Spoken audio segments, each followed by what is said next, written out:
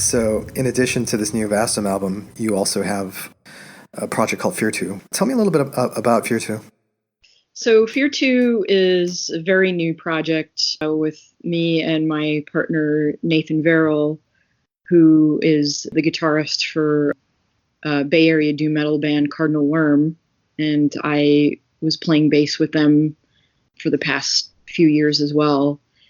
And so this was our experimental duo that we write and record everything at home.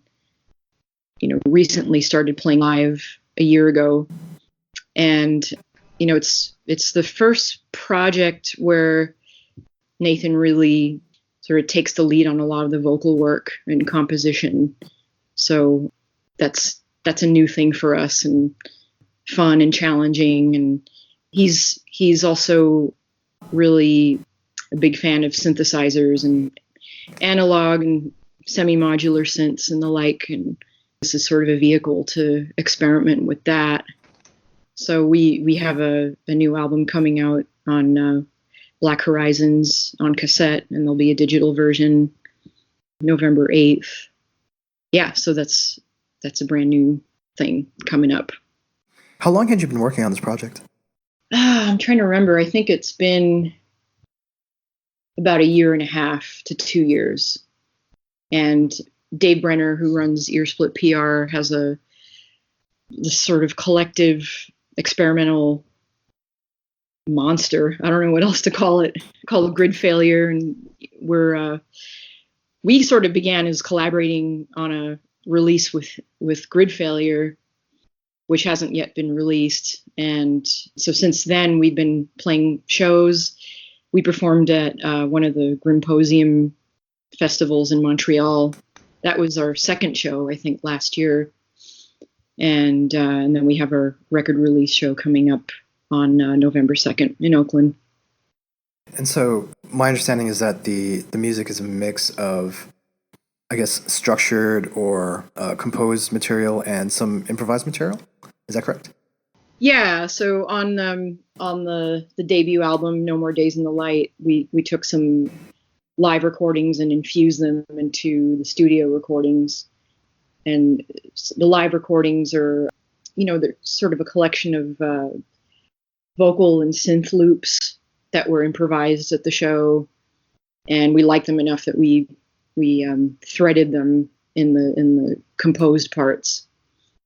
And most of the songs are shorter and are more structured, but then we do have a couple of pieces on there that are much more extensive and more improvised with there's some throat singing on there and some Eastern vocal influences, a lot of sort of breath work, sort of inhalations, and just a wide variety of different vocals. We were, or at least I was, trying to find a way to describe the music, and it's really quite eclectic. It in addition to the synth stuff, it gets very ambient in some places, but in some places it's very structured and almost pop. I guess in lieu of a handy descriptor like ambient experimental or anything like that, if you could describe Fyrhtu in terms of moods, what would you say the mood of the project is? The mood? Yeah. It's dark, it's contemplative. It's also uplifting too. I mean, it's ritualistic. It's immersive. Yeah, it's spiritual music. So you guys will be having a release show for the album on November 2nd. Unfortunately, I don't think this podcast is going to come out until maybe after that. But do you have anything planned for the release show? Well, we'll have actually we have a couple of new pieces that we've been working on, brand new ones, in addition to what we're going to focus on the material on the album, but we're going to add some new compositions as well. So we do something a little different every time. Sometimes we've done sets that are completely improvised, and other times just completely just the songs themselves or a mix. So we like to make it different every time. That's important to us. Now, you mentioned the collaboration with Grid Failure. In addition, do you have plans for further releases? So far, just the Grid Failure collab, and we'll start working on new stuff as well. But Grid Failure also has this massive compilation of songs coming out with a bunch of musicians, and we're also going to be taking a part of those songs as well. I did some vocals for 2 of the tracks, and Nathan's gonna do some stuff on that album as well. And then Nathan and I also have another new band. So we've been pretty busy with that as well. And we're going to be recording that project. And that's Terrabellum, which is sort of a post-punk death rock band with Joe Hutton, who's the lead singer of Hammers of Misfortune, and Sam Foster, who was the drummer of Saros and Weakling. So we're going to start recording our debut in the next month or so. So that's going to be a little time away from Fyrhtu while we do that. Very cool. Yeah, you're in a bunch of different bands. Like, what is it must be quite hectic juggling these different projects. Yeah, it's hectic when everything happens at once, which isn't all of the time, but sometimes yeah, it can be a scheduling nightmare. But the truth is that everyone in Vastum is really busy, so there's enough downtime to do other projects, and for me, why I do it is I just have so many interests. I couldn't imagine just doing one kind of music and leaving it at that. There's just so much I want to do and keep exploring and be in different environments, both performatively and compositionally. Yeah, it's hard to keep me satisfied with just one thing. Now I know this is like asking like which of your children is your favorite, but do you have a preference for any of your projects? I mean, obviously you have a project under your own name, so I'm assuming that's stuff that's very personal to you. Yeah, it is. I don't know if I prefer it more than my bands. I do love them all, and they're all different, and I love them all for different reasons.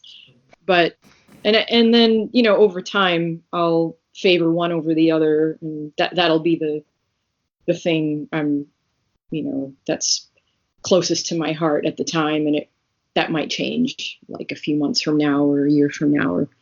But that's the beauty of doing multiple projects, is you can kind of obsess over a couple of them at a time and put the rest on the back burner and come back to it when you're burnt out on the other ones. So like the Ionophore album. Ionophore is a band I've been doing now for 6-7 years. And that's the one that has Ryan, who does strings on the new Vastum album, and Jan Hendrik, who lives in London. So the three of us work on this long distance, but we do get together and play live, and we're working on our fourth album as well. Completely threw you off track by mentioning all these other projects. No, I loved it. Actually, I do a fair amount of research when I interview bands, but it's just because you're in so many different projects. Feel free to talk about whatever you want. Well, this ties into a very important point here, actually. Okay. Vastum is always getting asked now, like, why did it take 4 years to write a new Vastum album? And when you listen to what I'm doing, and you listen to what Dan and Shelby and Luca and Chad are doing, you'll understand why it took that long. Because look at all the stuff we're doing. It's not just Vastum, it's Acephalix and Necrod and Ulthar and Extremity, Ionophore. It's all the bands I just talked about, and we all recorded multiple albums in that time before we got to the next Vastum album. So in a sense, we haven't really skipped a beat musically in our own ways before arriving at the next Vastum album. So that's why. Yeah, and also, people have lives, they have families, they have kids, they have jobs. So I think the days when a band would go into a studio, release an album, tour for 18 months on that album, and then, immediately start writing as soon as the tour was over, I think those days are gone.